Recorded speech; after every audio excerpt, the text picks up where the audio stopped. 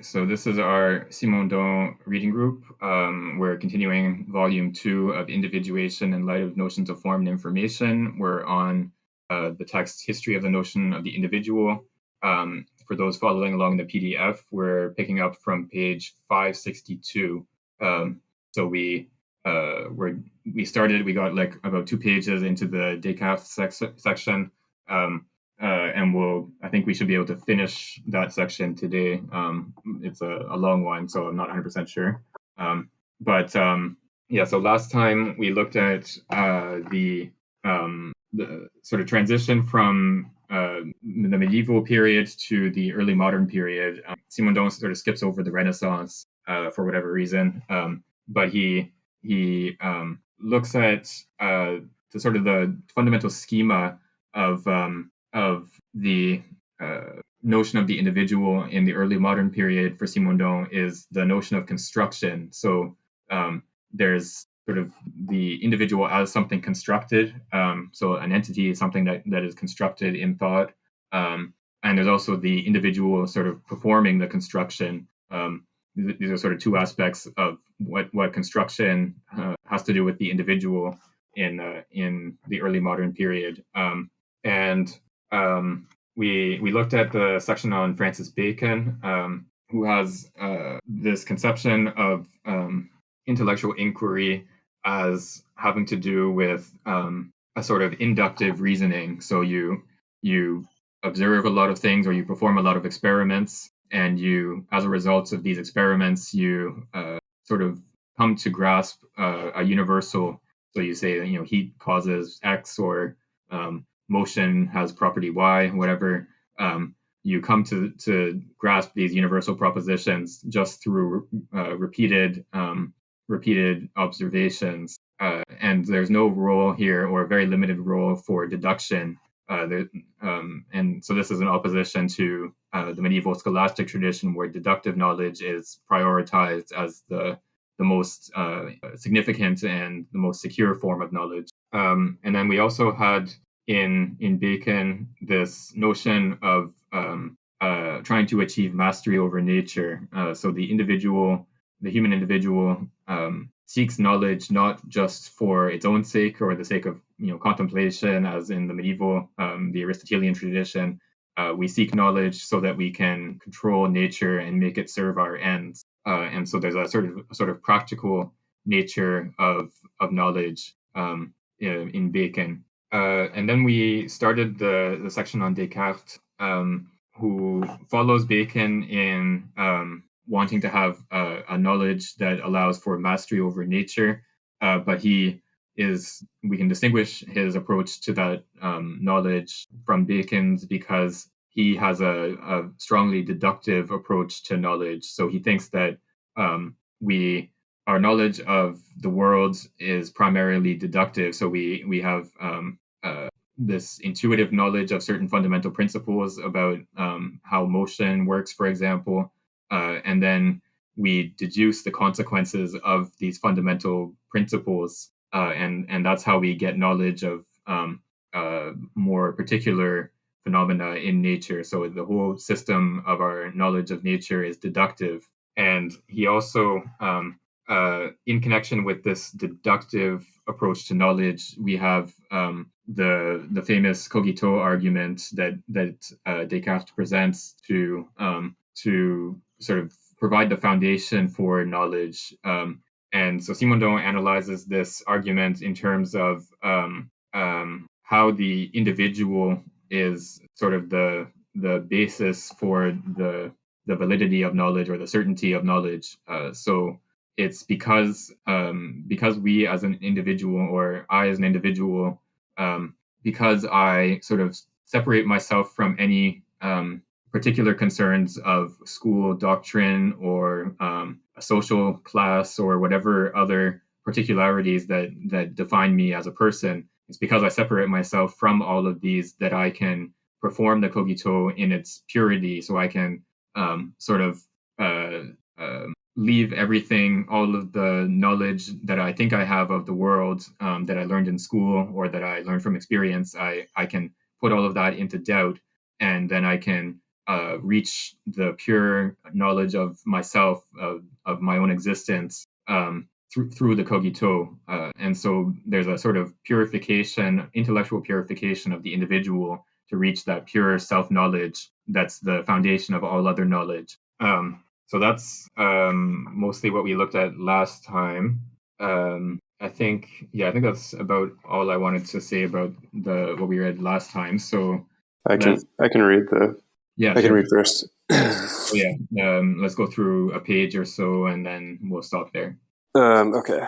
So yeah, pre-reflexive reality is not the cogito properly speaking, but the individual qua center of an activity that seeks certainty. Cogito could neither be discovered in the contemplation of the world's order nor obtained through a revelation. It cannot be discovered without being achieved, and its universality is expressed by the fact that every subject who will want to comprehend it will have to re-achieve it in himself as if he discovered it. In Descartes, the construction of truth is no longer a logical or pedagogical procedure meant to allow a non-initiated individual to penetrate into the domain of the true. There is no domain of the true. The true is coextensive with the real, and the real is something constructed. He who performs this operation of the cogito again comprehends it as profoundly as Descartes was able to. There is no property of truth or of a doctrine.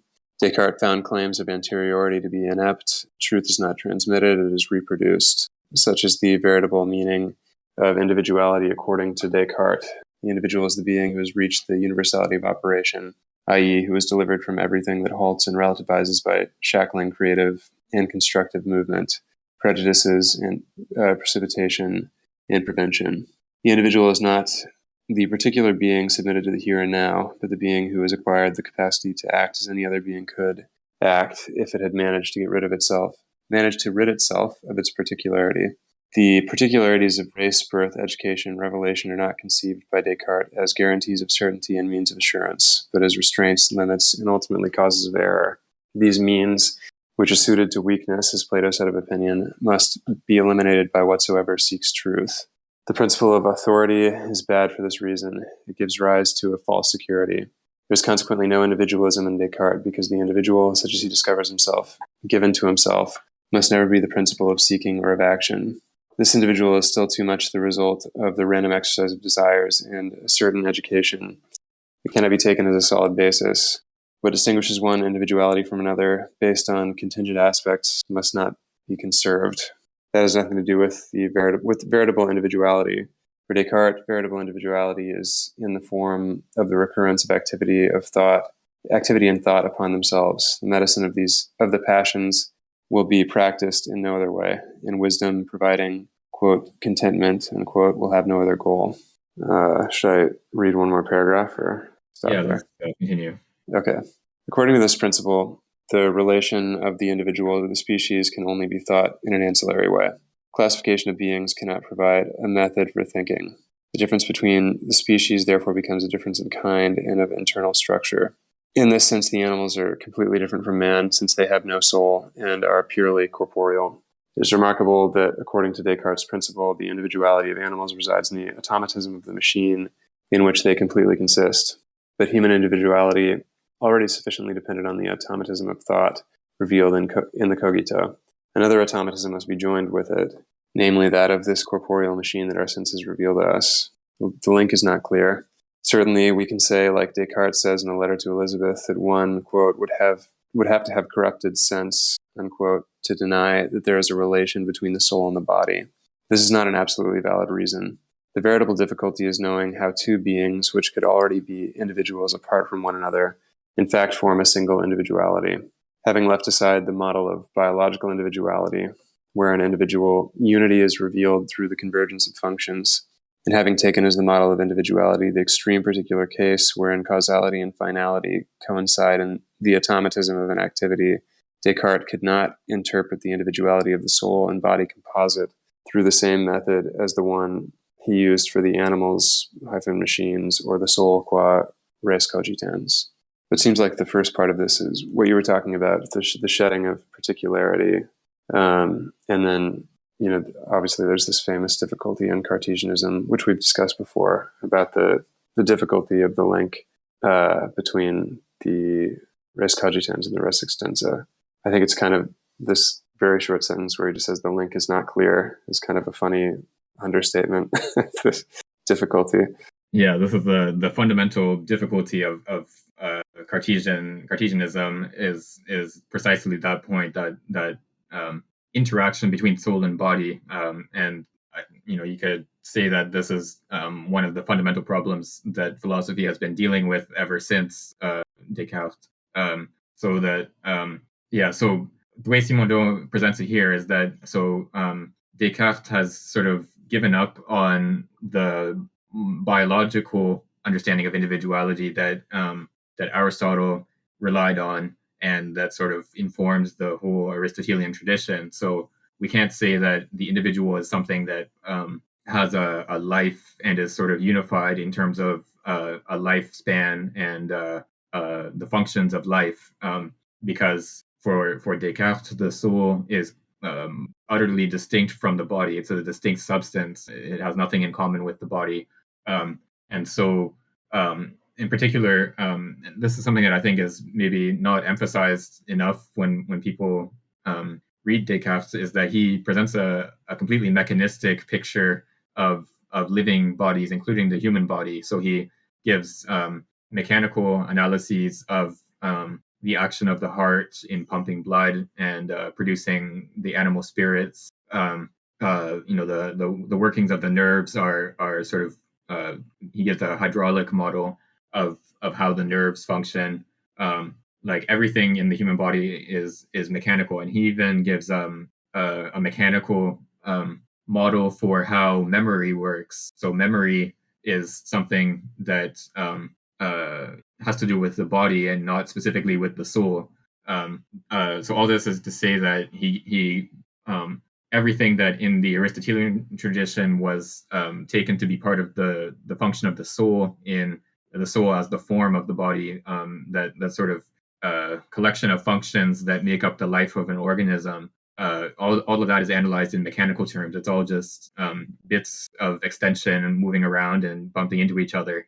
And so how to get from that to something, to how we can get from that to interaction with the soul is like a completely impossible sort of disjunction between the two. There doesn't seem to be any way to bridge between the two. Although Descartes tries, we'll see a little bit later some of the specifics of his attempts to bridge that gap, but he ultimately thinks that it's unintelligible. It's something that we just have to acknowledge the fact that the body and the soul are united through an act of God, and we can't actually understand it because it's beyond human understanding. So obviously that's not very satisfying as an answer to say that there is no answer. And so a lot of subsequent philosophy was occupied with coming up with a better explanation of what the relationship is between these intellectual functions that make up the soul and the vital functions that organize the functioning of the body. And so that's going to be one of the sort of fundamental problems that we'll be dealing with in the rest of the development of this text. Okay, so let's go on to the next bit. I can read a page or so. Furthermore, a postulate is needed in order to pass from the cogito to the other operations of the res cogitans, while continuing to guarantee that there is one and the same thinking substance, the homogeneous continuity of the operations of thought. This continuity is ensured by the reflexive nature of every thought. When it was pointed out to Descartes that it was enough to say, I walk, therefore I am, Descartes responded that one could in fact say, I think that I walk, therefore I am. The same goes for sensations. Sensations are part of the res cogitans not insofar as they are what lead us to consider the outside world, but instead as the awareness of a certain act of thought. Nevertheless, here again, the unity and identity of the individual are threatened by apparent or real interruptions like fainting and sleep. Descartes supposes that thought never stops. But then is it necessary to assert a non-conscious reflexivity? Moreover, are consciousness and reflexivity truly the most important aspects of activities like desire or passion? Part of the goal of the medicine of the passions is to forge the Cartesian individual in line with the Cartesian conception, like the Cornelian hero in whom generosity is the source of perpetual overabundance of being, ensuring individual unity and identity. But there can be individuals who do not live in a Cartesian way and who are individuals nonetheless. Are the structure of the body and the activity of the res cogitans enough to constitute individuality? This is the unanswered question to which Cartesian theory leads, insofar as it remains an optative rather than a definitive analysis. However, despite these paradoxical aspects of the notion of individuality, Cartesian doctrine defines and proposes a lifestyle and an ethical attitude that gives a coherent dynamic aspect to the individual being. The human soul has within it the principle of its movement. It possesses the primordial seeds of its truth. Concerning mathematics, Descartes writes, I am convinced that this method was foreseen by superior minds through the guidance of nature alone.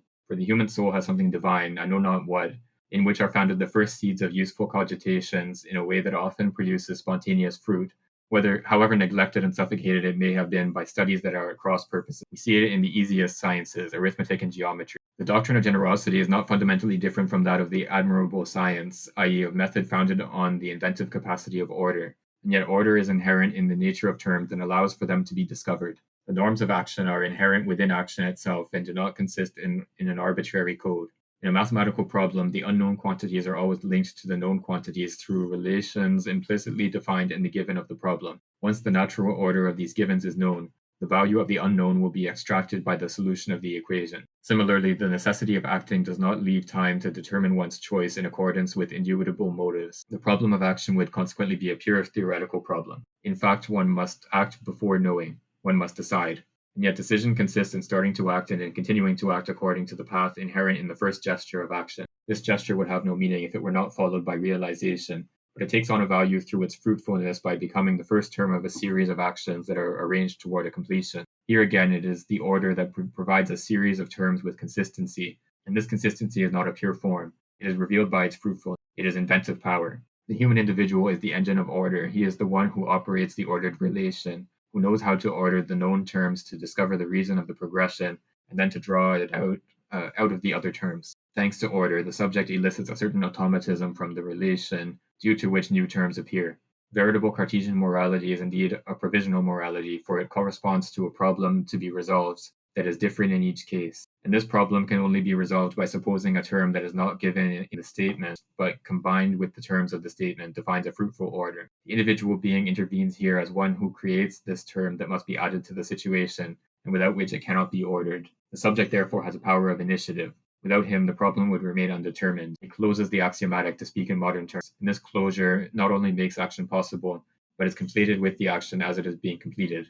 This is what the automatism consists in. I'll stop here because this is one of these giant paragraphs. Right. So one of the sort of sub problems or secondary aspects of the problem of the relationship between soul and body is that if the essence of the soul is thinking, if the soul is a res cogitans, then we have to deal with what appears to be an absence of thinking in sleep or after fainting or other episodes where we are not aware of ourselves as thinking. And Descartes has to hold that there in fact is thinking. Thinking is something that it goes on constantly. There's no pause in thinking. So even when we're in dreamless sleep, where our soul is still engaged in thinking in some respect or in some sense. So this is sort of a secondary problem of the relationship between the body and the soul. But then Simondon passes kind of abruptly, I think, to away from the analysis of the cogito to this analysis of the of Descartes' theory of action, or his provisional morality. So Descartes argues that we have to sort of because we can't delay action, we have to act in the world. We have to earn a living and deal with our neighbors and whatever other sort of actions that make up our everyday life. We have to continue to do that even though we don't have a completed system of knowledge that would allow us to sort of derive a final ethical system, we have to act according to a provisional ethical system or a provisional morality. So we have to sort of do the best we can with our limited knowledge before, like while we're sort of waiting for the definitive system of morals to be established once we have a more complete knowledge of the world. And so this sort of provisional morality has a sort of difficult character in the sense that we have to act in situations where we don't have enough knowledge or enough information to make a decision. So we might have a partial understanding of whatever the situation is, and the partial understanding that we have doesn't allow us to say that option one is better than option two, or vice versa. And so we have to select either option one or option two without having the knowledge that would allow us to make that decision.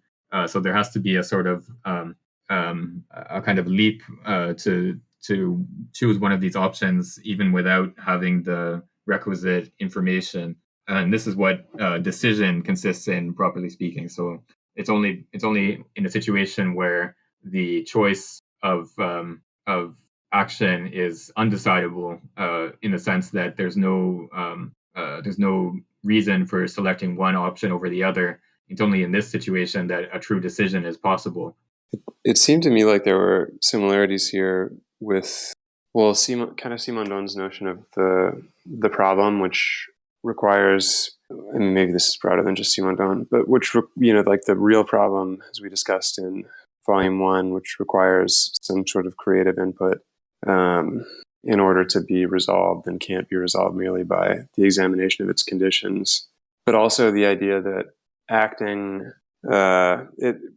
is not a matter of choosing the pre-existing options, but of kind of retroactively creating the options with the action, in the same way that he says that like the path individuates at the same time as the choice of the path, in that confusing section on psychic individuation.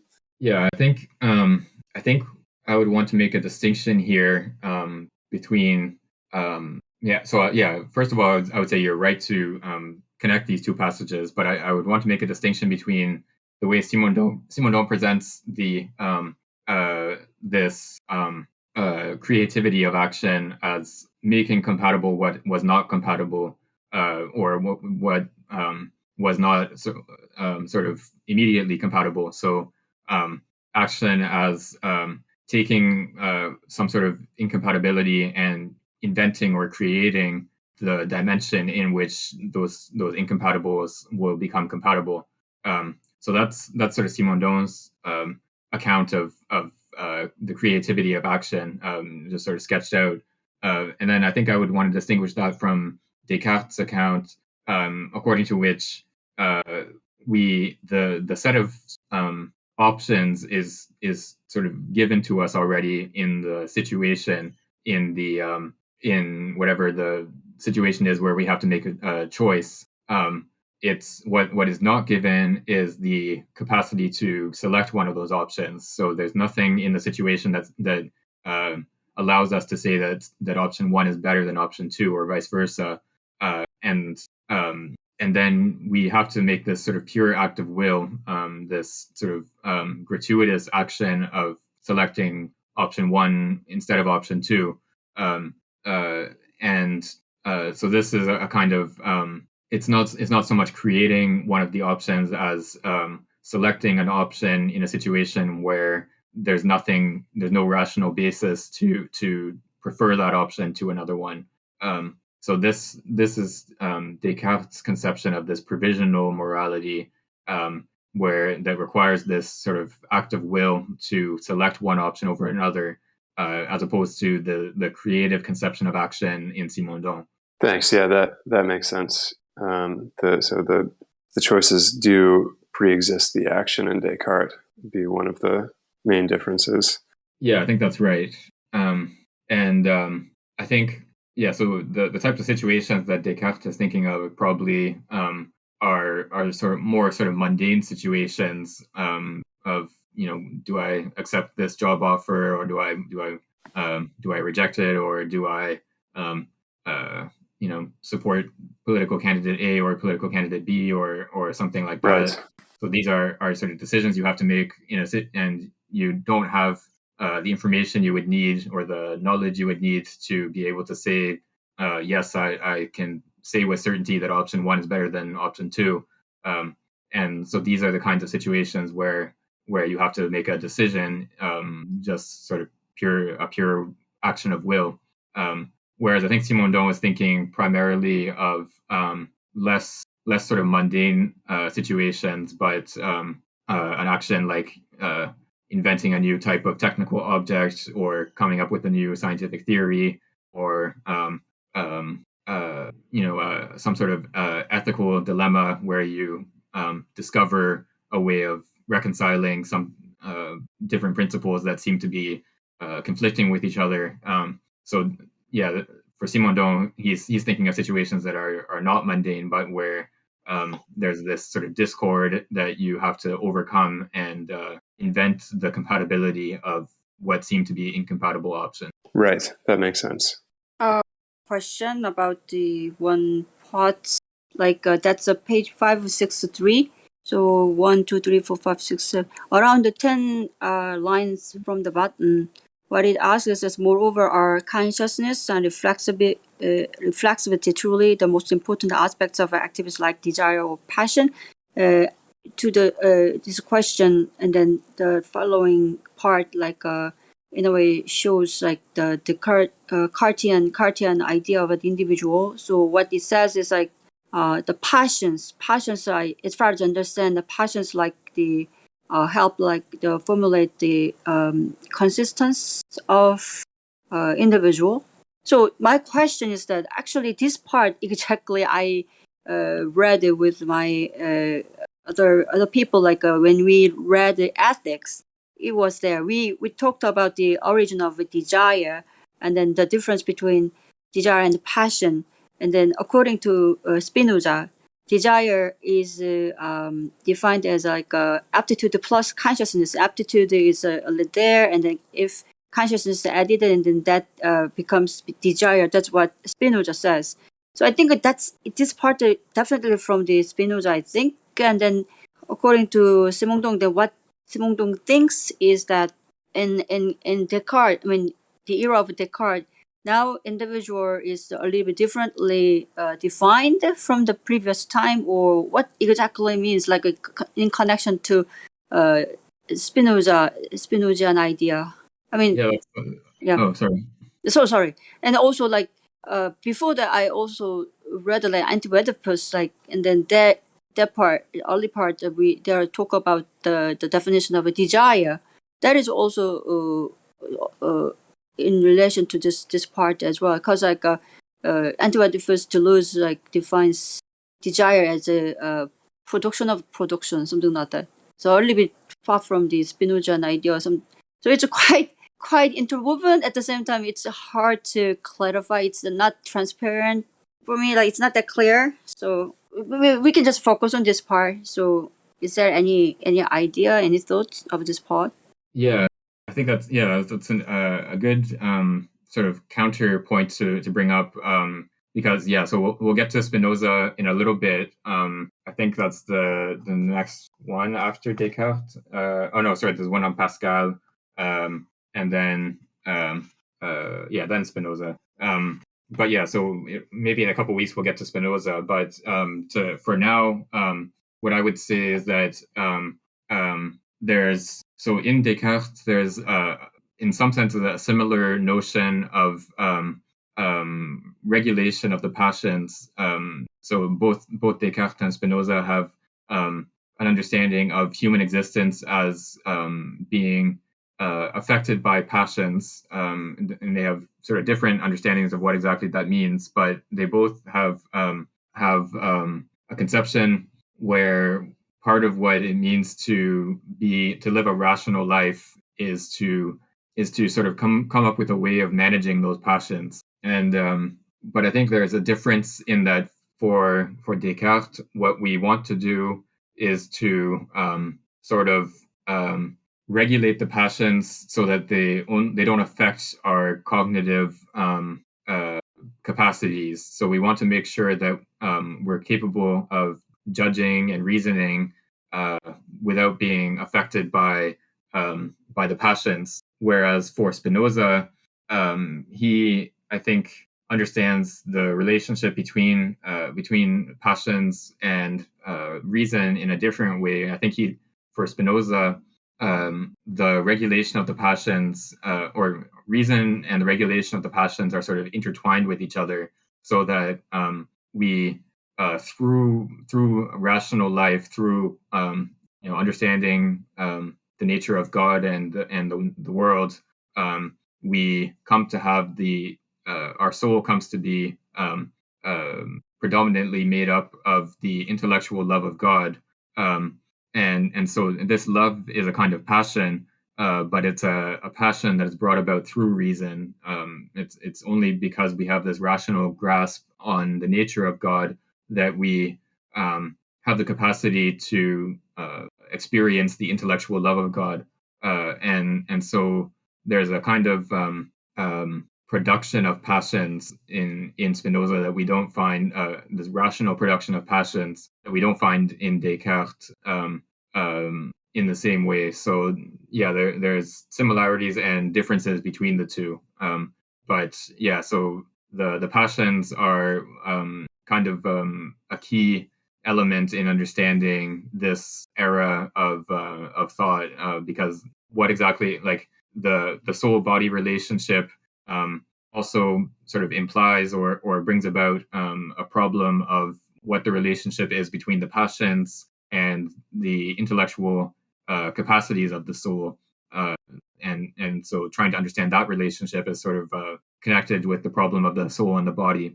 So most important thing is not the conscious or the flexibility and the passion or desire. Most important thing is the rationality. We should make a rationality control the passion.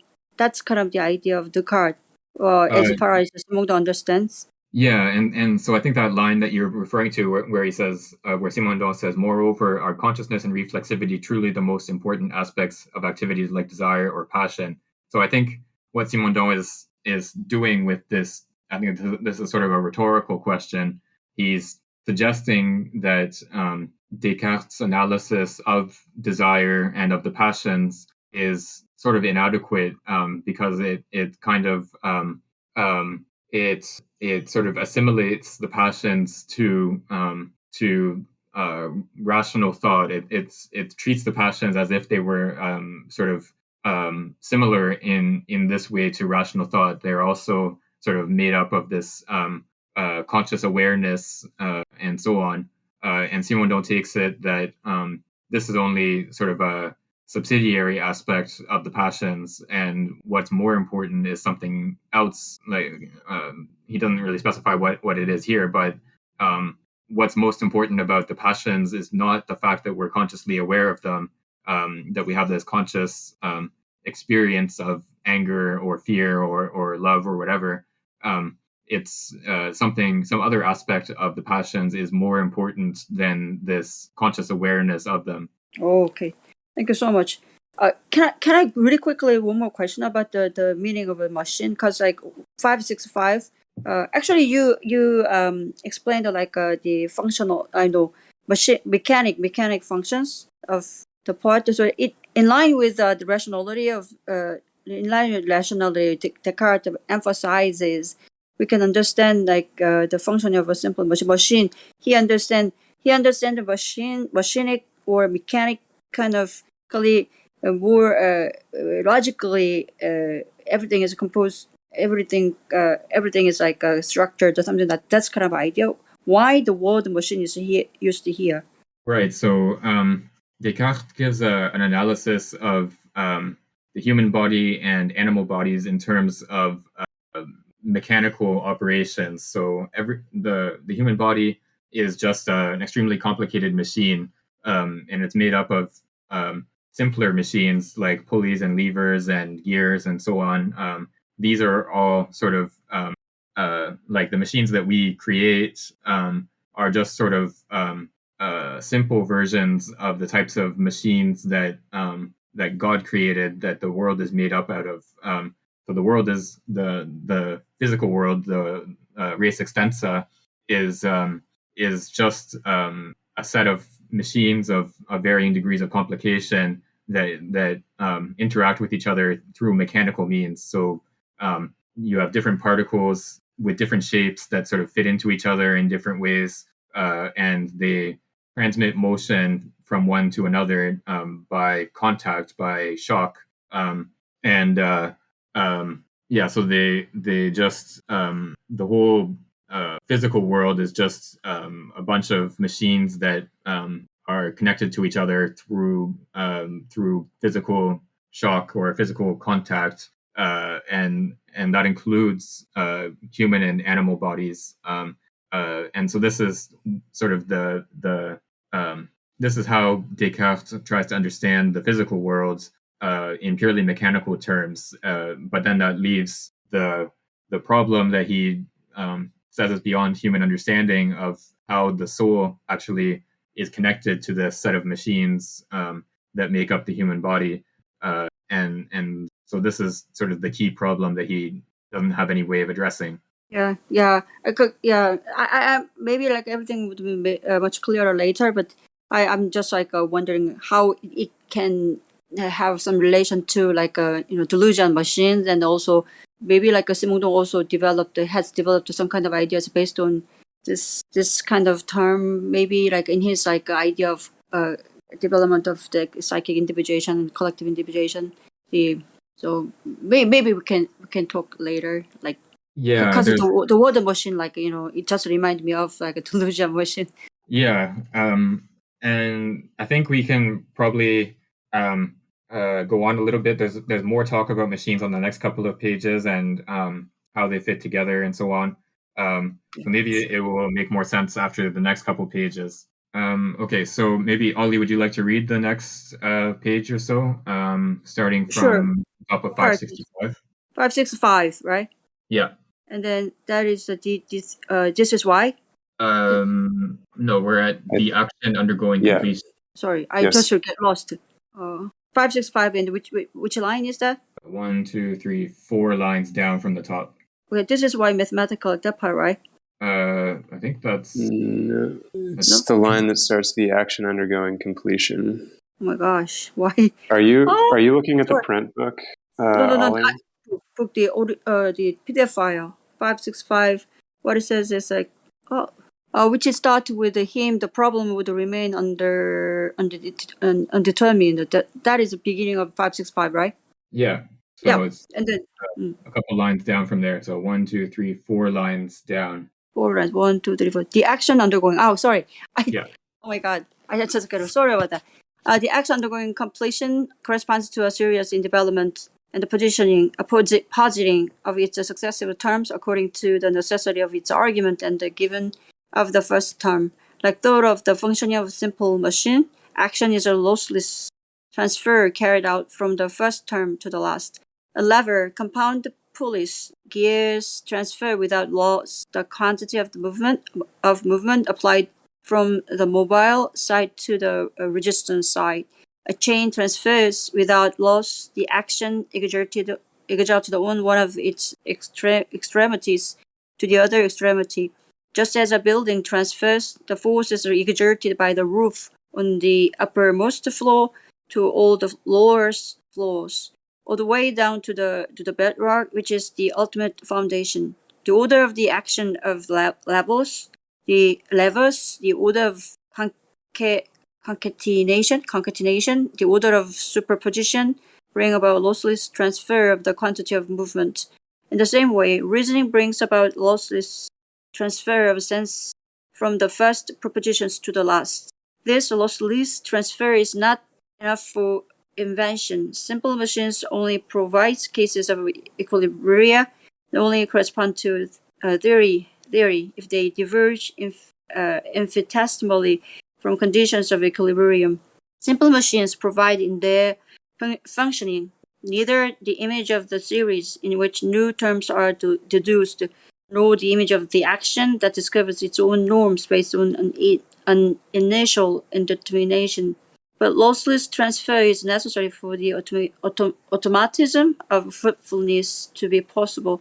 The mathematical series is not pure identity, yet the identity and equivalence of the two quantities must have a meaning for the rapport to have a meaning. Simple machines are not automatons, but automatons are made of simple machines organized together, each of which is compared to bring about transfer of a quantity of movement.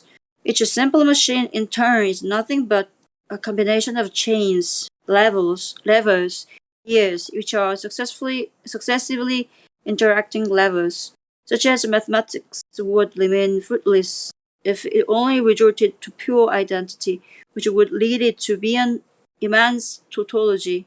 Action would be nothing if it were merely the affirmation of an identical principle in multiple cases. In mathematics, order is what makes it possible to pursue an equality across the terms or rapport of terms, which are not identical.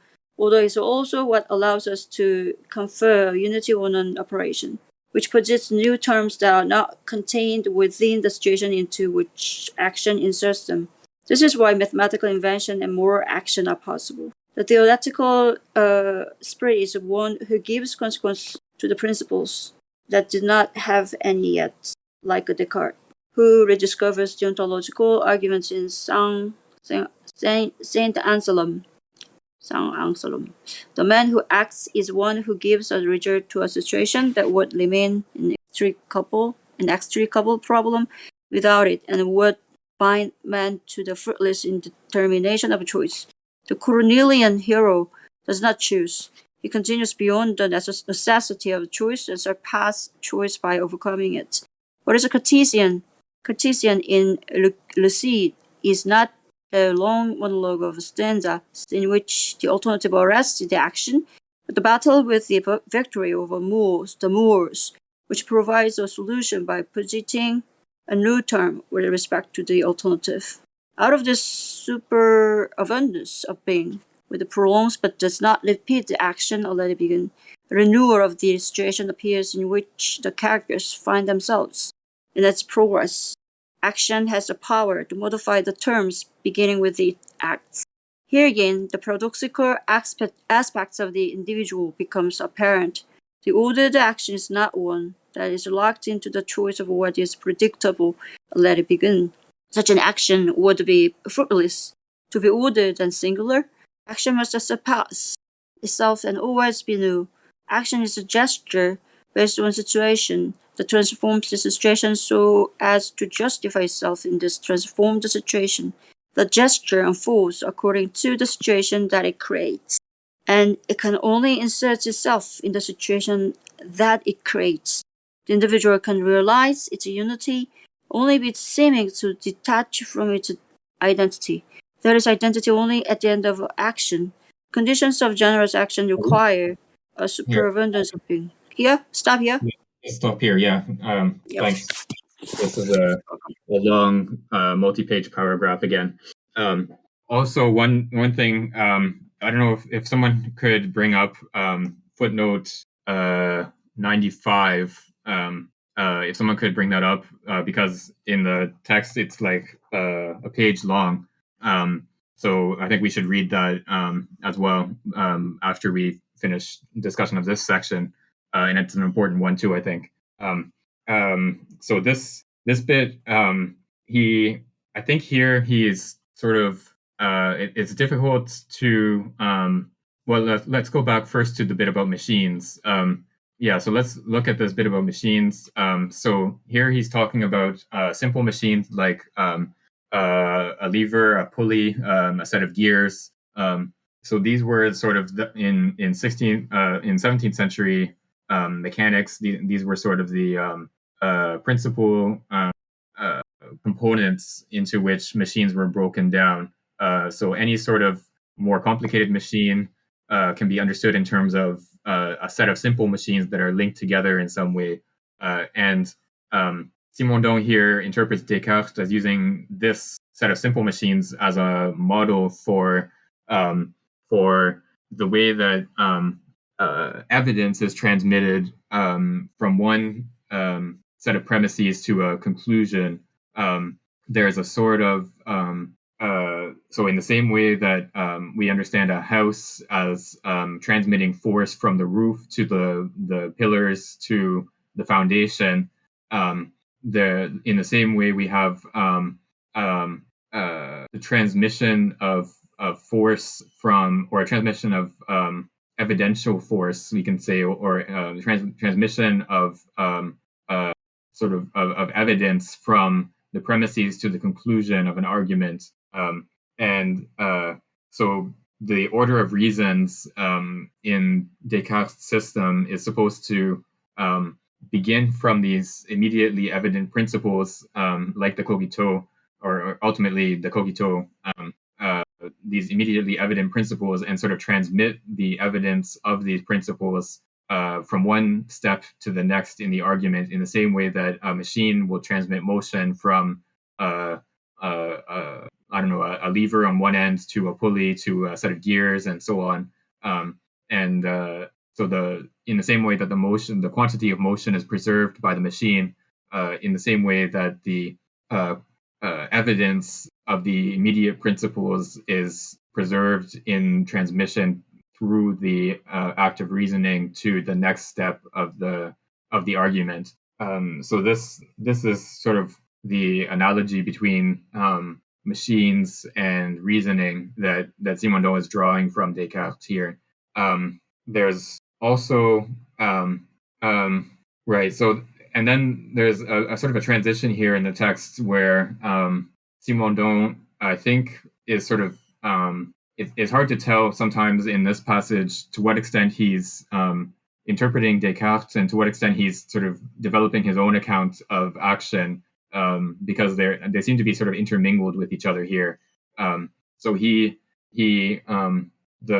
problem that he's sort of setting up or dealing with here has to do with how mathematical invention is possible. So if we just understand reasoning as the transmission of evidence, then it would just be purely a set of tautologies.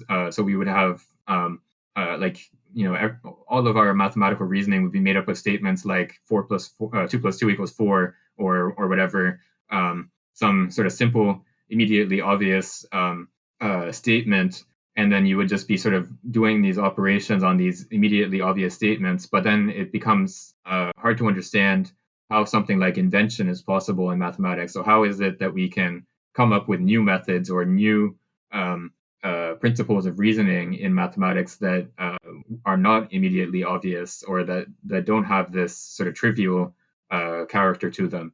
And so Simondon is sort of treating this problem of mathematical invention as an instance of the problem of moral action in general.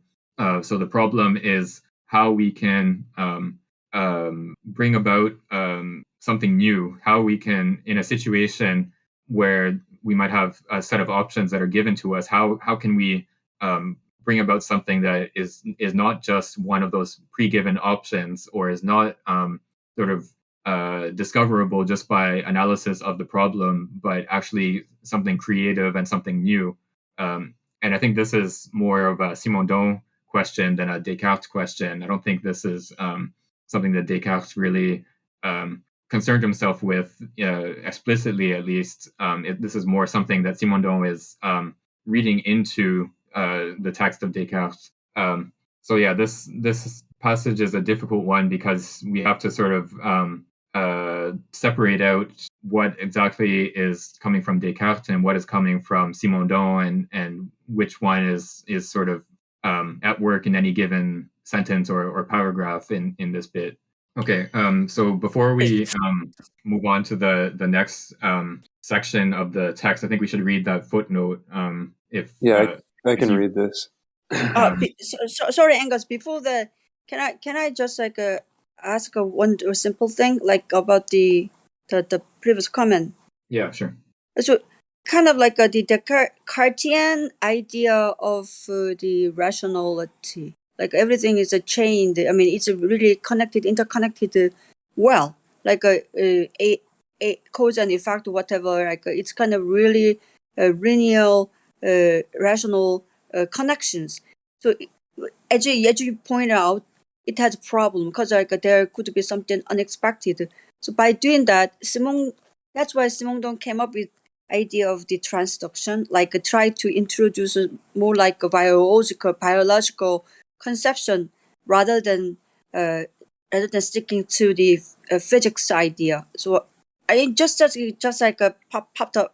This idea just was popped up by doing that. I mean, by bringing the biological ideas transduction. Simondon can like put idea of the external factors can change that kind of linear cause and effect kind of rational or reasonable. I mean. Reason and cause and effect kind of like connections. It makes some kind of a variation or variation from that kind of connection. What do you think? Yeah, I think you're right that this kind of problem is part of what Simondon wants to get at when he talks about transductive thinking. Transductive thinking is a kind of thinking that allows us to understand how novelty is possible. So how and creativity. So I think we talked about this. I think in volume one, but sort of pure novelty would be hardly any different from pure determination. So if novelty is sort of just randomness, then you can just understand it in statistical terms, and it's ultimately not really anything new.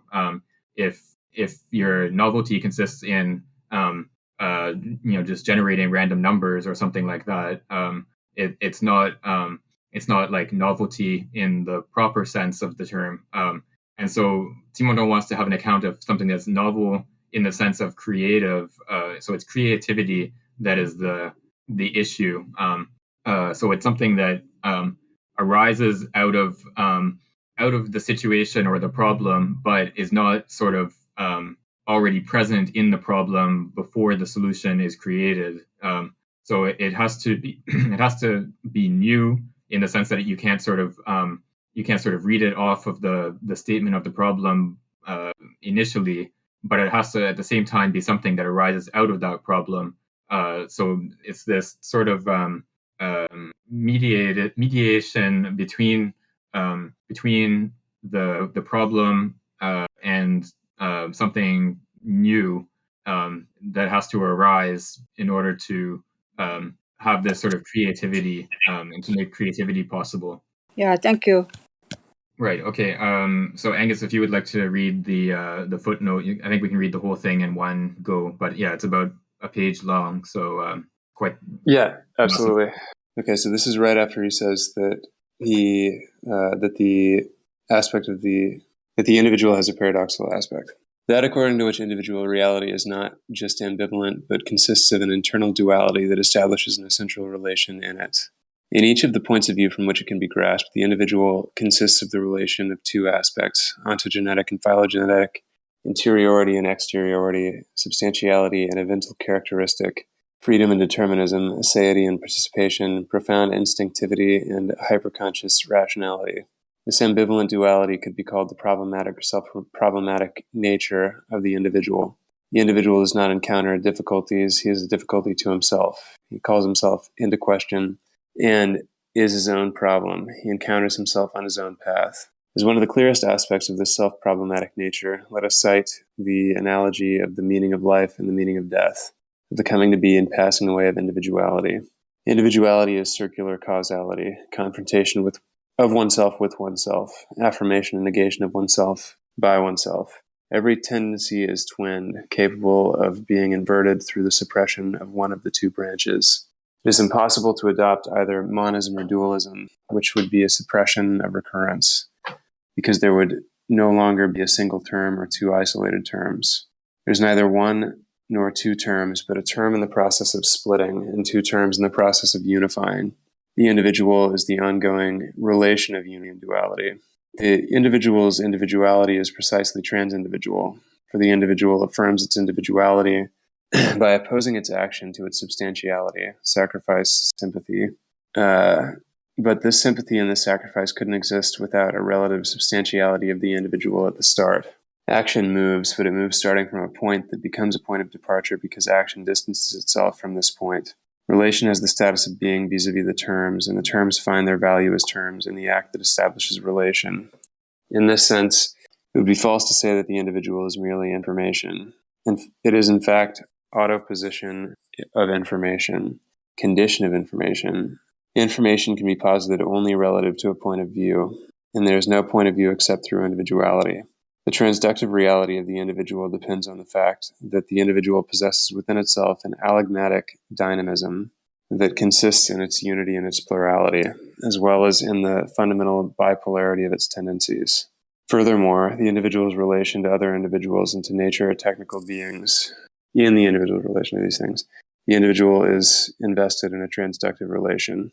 Finally, a third allegmatic rapport permits the first two rapport to exist and is conditioned by them. The allegmatic rapport between interiority and exteriority, between the interior transductive rapport and the exterior transductive rapport. Neither of the two initial rapport of interiority or exteriority would be stable without the third, which is the rapport of the two rapport. But this latter would not exist without the former. There is a simultaneity of three rapport. The transductive relation between the first two rapport is manifested by a link of analogy between their dynamic and static structures. These two rapport are transpositions of one another. But analogy is nothing but the symbolic aspect that reveals the transductive activity. In its reality, the rapport is transductive relation. It expresses itself externally as an analogical rapport. Analogy is the symbolic expression of transduction. Analogy does not constitute transduction, but merely expresses it. Plato's study on this subject doesn't just have methodological value, even if it is inspired by the technical paradigm of artistic imitation or the minting of coins based on an archetype. It supposes the transductive relation between the source of knowledge and the subject who knows, between the good and the soul, between the sun and the eye. The object is what materializes and mediates the transductive relation of knowledge. This transductive relation is asymmetrical in Plato because the sun and the eye, the good and the soul, are analogues without being on the same level in the order of beings. We should note that based on the fundamental asymmetry between the model and the painting, between the idea of the shuttle and the shuttle, Plato seeks a symmetrical relation. The soul is sister of the ideas and not just analog of the good.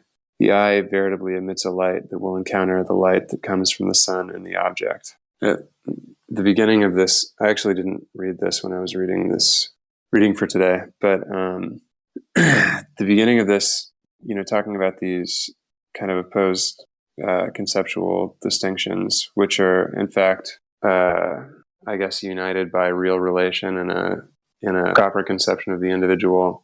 This makes me think of in the introduction to Volume 1, where he says that complementarity is an epistemological reverberation of the pre-individual real, and so maybe these are all, and maybe all apparently mutually exclusive substances or concepts in Simondon are a similar kind of epistemological reverberation, since that they result from not being able to adequately grasp this transductive relation.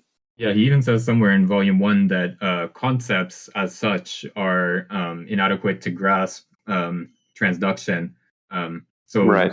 Yeah, so conceptual thinking can grasp something actual. It can grasp an actual entity, but it can't grasp the potentiality that is sort of bound up in this notion of transduction. And so we have to, he talks about intuition in some places, but transductive thinking, I think, is his more sort of considered term for what he wants to substitute for conceptual thinking. So transduction is not something that happens through concepts, but it's something that concepts undergo in our knowledge. Right. Yeah, and this. Sorry, go ahead.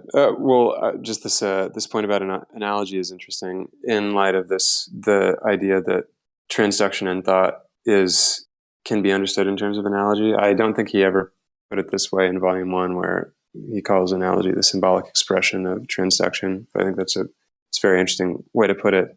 But it seems like the way that transduction functions in knowledge is like the example of the like behavior of different extremes of the electromagnetic spectrum, where there's some like atmospheric layer that will refract radio waves, I think, but not waves of a higher frequency. But these waves are refracted in for like at the very low or smaller end of the electromagnetic spectrum. They're refracted in like crystalline structure, and it seems like the way transduction operates in thought is grasping this similarity of structure in these two domains, and then knowledge is what individuates out of the incompatibility or resolves the incompatibility in these terms. Does that sound right? Yeah, I think that's right. Sorry, I was just looking up. Yeah, the layer that you're talking about is the heaviside layer. Right. Yeah, so there's this layer in the atmosphere, in the upper atmosphere, that reflects radio waves, which allows for transmission of long distance signals. So you can like, instead of just transmitting radio waves in a straight line from point A to point B, you can transmit the wave that will bounce off the upper atmosphere and then redescend to point B. That could be far away from point A. Yeah, so that's sort of one property of one portion of the electromagnetic spectrum. Yeah, I mean this passage. There's so much going on, and like we could probably spend a discussion just on this one footnote. One bit I wanted to bring up is this notion of the sort of trying to overcome the opposition between monism and dualism. He says, actually, there's a bit of a translation issue, I think. Let me just bring up the English text here. Where is that? I think it's at the end of the first paragraph. Right. Yes. Sorry, it's the top of the second screenshot that you posted here. Right. Yeah, so in the English translation, it says, it is impossible to adopt either monism or dualism, which would be a suppression of recurrence, because there would no longer be but a single term or two isolated terms. That last bit, I think, is a mistranslation. I would say, where is that? I would say because there would no longer be anything but a single term or two isolated terms. So the idea here is that we have to understand individuality as something in which there's a sort of unity of the splitting and recombination of the individual. So the individual is one in a certain respect, but at the same time, it's separating into two. It separates itself into two, into interior and exterior. All these different oppositions that he lists at the beginning of this footnote. And then at the same time, these opposed terms, we can't sort of grasp them as just sort of two entities that are next to each other and separate from each other. We have to understand them as part of a process of reunification as well. So there's this sort of splitting and reunification that is sort of immediately the same thing. The splitting and the reunification are the same thing in some difficult to understand way. But this sort of relation of unity and duality is ultimately what I think this is sort of like the fundamental ontological principle that he wants to convey in his whole understanding of individuality, is this precisely this relation of unity and duality. And I think, I mean, Simondon doesn't use this term, but I think we can understand this as a kind of dialectics. The famous line, "One splits into two," is sort of the key idea of dialectics. And I think this is, Simondon is sort of ambivalent about the term dialectics, but I think this passage is a very dialectical passage, and so I would use the term dialectics to describe what he's talking about here. I've been reading a lot of Derrida recently, and I'll just say, just want to note quickly that I think that this is I think this is very compatible with Derrida, and sometimes just seems like a much more scientifically sophisticated exposition of what Derrida is trying to say in like Plato's Pharmacy. But maybe that's just both of them being Hegelian. Yeah, I think it would be very interesting to try to sort of analyze Simondon's relationship to Hegel, because we saw in Volume 1 that he criticizes the Hegelian notion of the dialectic, because for one thing, he doesn't think that there's a moment of negativity in the dialectic. He thinks that we can talk about disparation or this duality, as he puts it in this passage here, but we can't understand this in terms as something negative.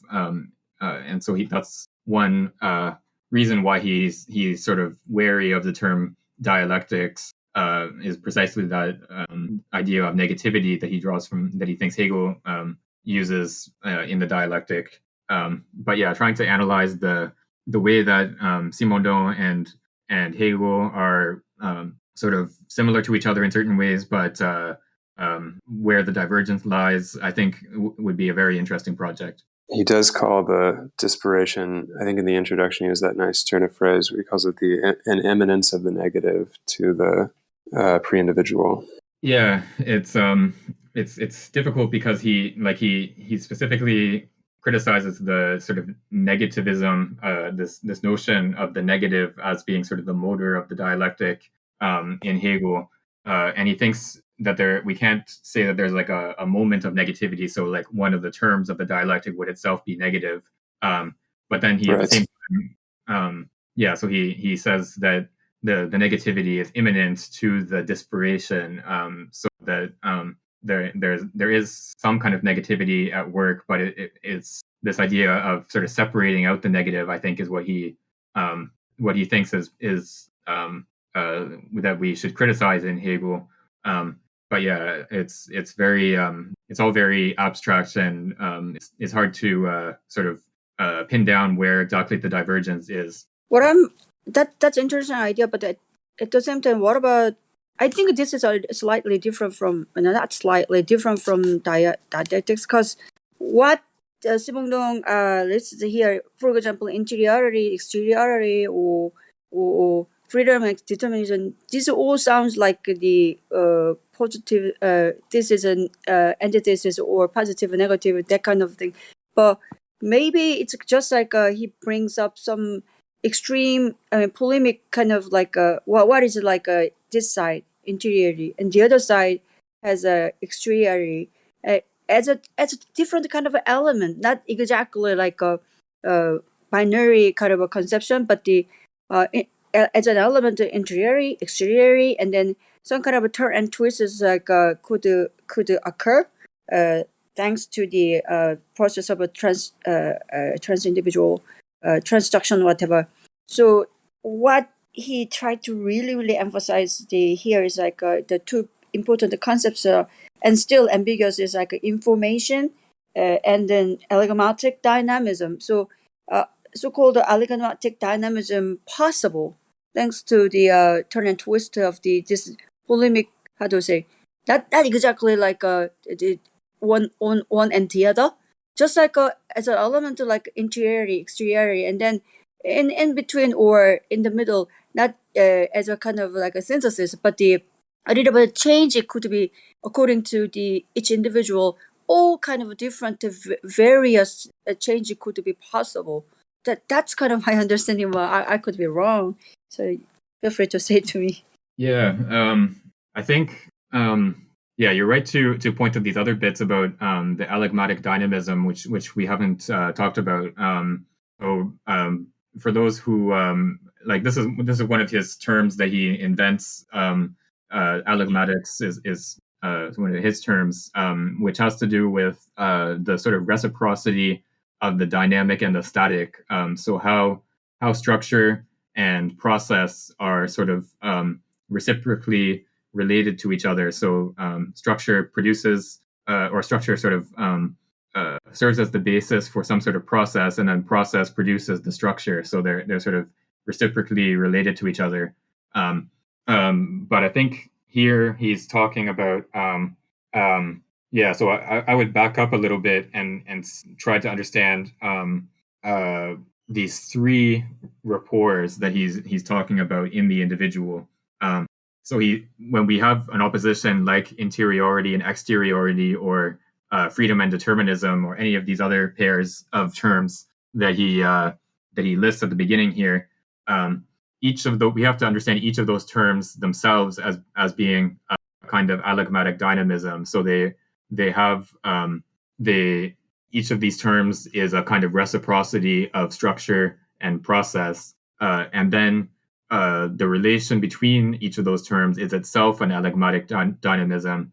So there's a sort of triple relation of these three terms to each other, and in particular the relations that each of the terms are condition the relation between those two terms. But at the same time, the relation between the two terms is a condition for each of the terms themselves. So there's like a higher order reciprocity between the the terms and the relation between them. And again, this is all very abstract and difficult. But I think, yeah, it's I think he's giving us here a very sort of schematic and abstract version of his general model of individuality, which is this kind of relation of relations that kind of separates itself from itself and reunites with itself in one sort of unified motion.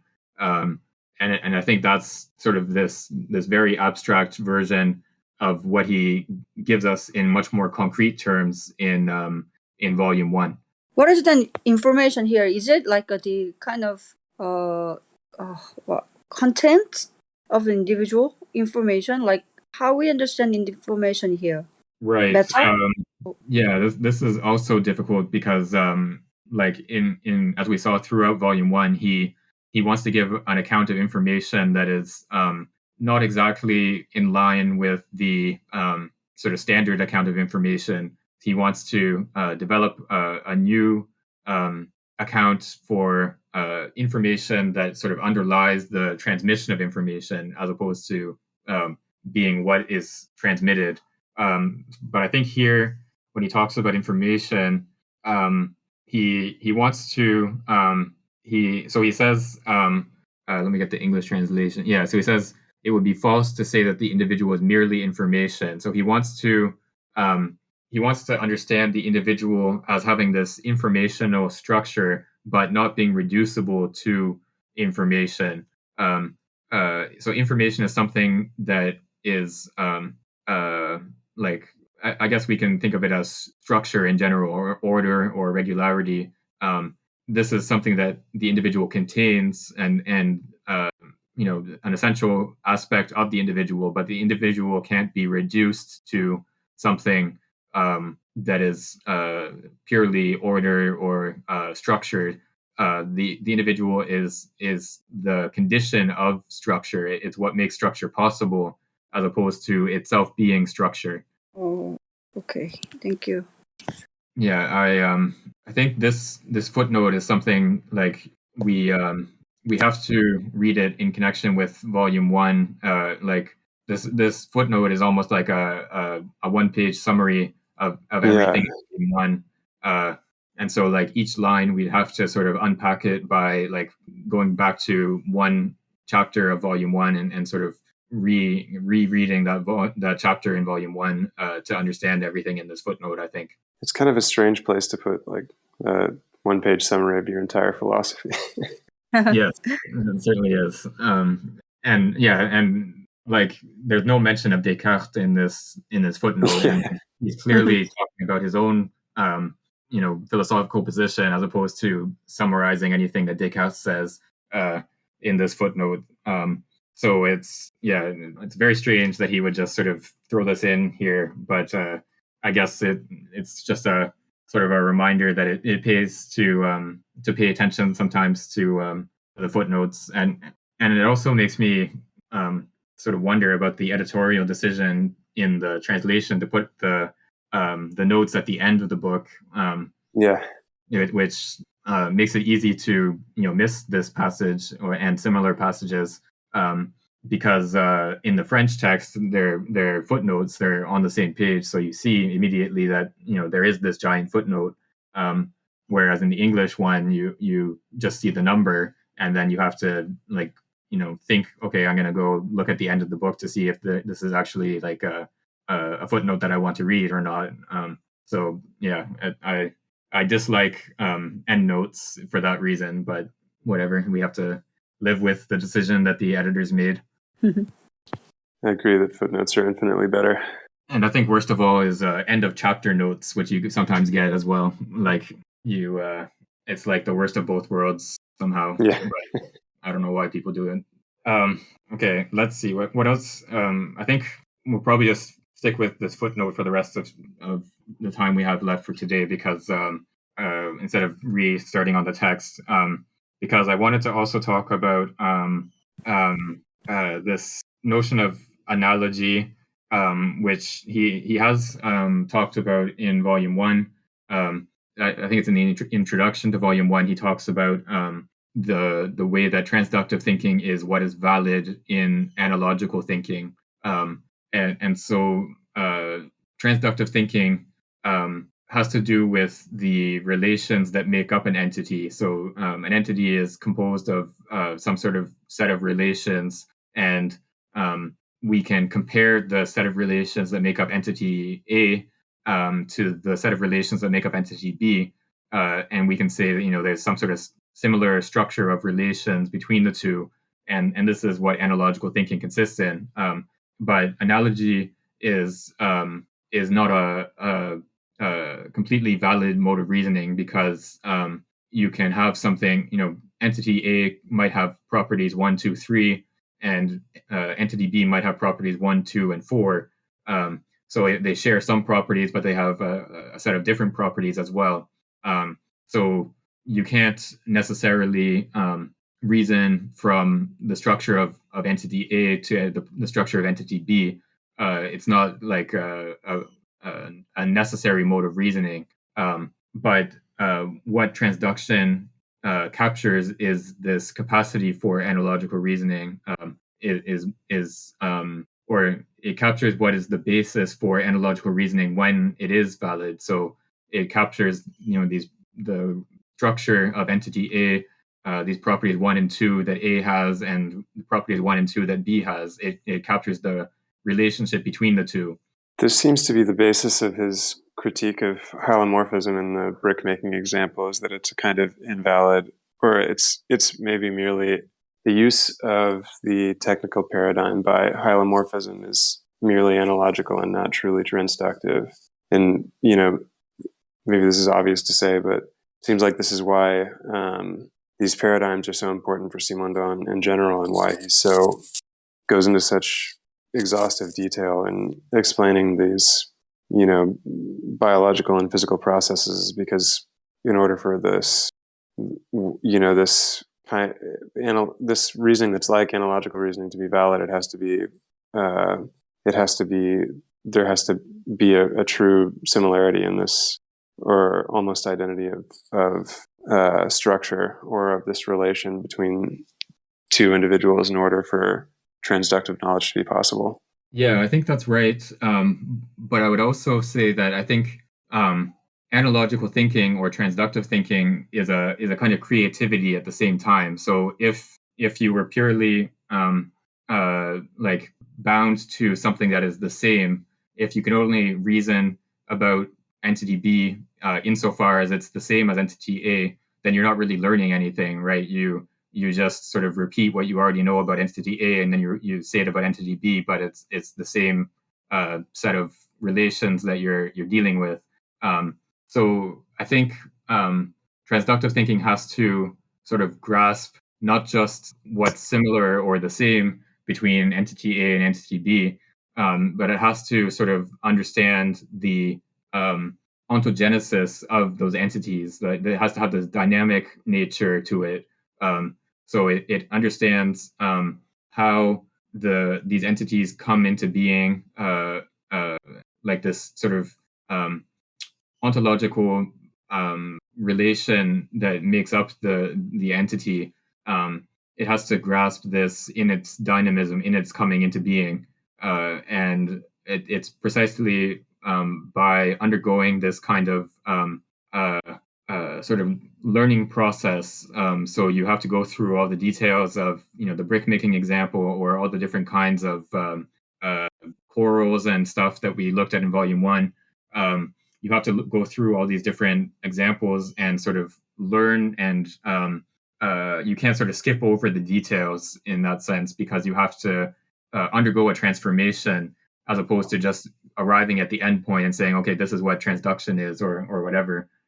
You have to actually perform the action in your knowledge in order to grasp transduction, in order to as opposed to just sort of learning a proposition and saying, transduction is X or transduction is Y. You have to actually perform it yourself. Right. Yeah. And so transduction in knowledge is one of these relations of relations where you in grasping the ontogenesis of an entity, you grasp the relation that produces it, and then you compare it, or you relate that to another relation that is the ontogenesis of another entity. And then that relation between those relations individuates knowledge, right? Yes, I think that's exactly right. Yeah, so you have like this grasp of transduction, or this grasp of individuation is itself an individuation in our knowledge. It is itself a transductive process. And so we have to like the only way to know a transductive process is to perform transduction in our knowledge, because as we talked about earlier, concepts can't grasp a transductive process in the way that it can grasp an entity that exists and has certain properties. Yeah, this there's a sort of I don't want to say existential, but something along those lines. There's a certain aspect of something you have to go through, you have to experience for yourself to be able to have transductive knowledge, and knowledge of transduction. It can't be something that you sort of passively accept in a way that you might learn about, like I don't know, the list of capitals of different countries or whatever. The thing is that, like Angus, like you read it like Foucault's The Order of Things, right? I mean, you club the reading group of the Foucault, The Order of Things, right? Right. Yeah, we had a Order of Things reading group. Right. And then in a way, like that the very first part, that is definitely like that's kind of like, as far as I understand, that's development of epistemology of human knowledge. But that kind of first part, like the traditional and modern, and then one more three kind of particular epistemologies, like Foucault brought traditional to classical and the modern, something like that. And he talked about analogic or understanding that was there. And then in a way, with Simondong's focus, as far as I understand, is more like a ontological or ontogenesis. But why this part like overlaps like the first part of the order of things, like epistemological development of the human knowledge? You mean like the use of resemblance in the Renaissance? Yeah, that kind of like a resemblance or analogy. I mean, by using that kind of ideas, like I can't vividly remember like the each sentences and part, but there was some part. Do you remember like to explain like the development of the human knowledge, like Foucault brought to some kind of analogical understanding, kind of. Nope. Yeah, I mean, on the subject of resemblance, one thing I reread recently in my notes on volume one is that, distinguishing between analogy and resemblance, Simondon points out the untrustworthiness of thinking by resemblance, and uses this example of the luminiferous ether that we talked about in our reading of volume one, where the people assumed that because light has this wave behavior, there must be a medium that it propagates through, just like sound does. But eventually experimentation revealed this to be kind of untenable.